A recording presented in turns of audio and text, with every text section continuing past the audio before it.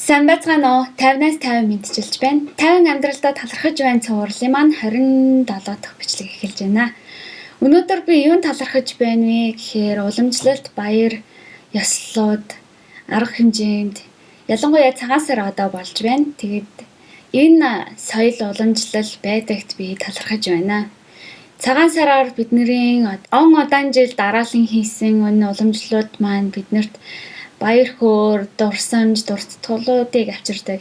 Цагаан сарын бэлтгэлээ хийгээд ингэж байж байхад урд нь олон жилийн өмнө юу болж исэн гэсэн гой дурсамжууд бас сэргээд сайхан байна.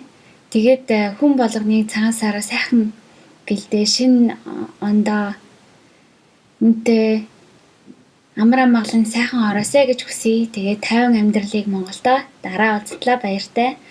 Миний бичлэгүүд таалагдж байгаа бол эрхийн мэрэгнээ өргөөд тэгээд миний сүгийг захиалаарай. Баяртай.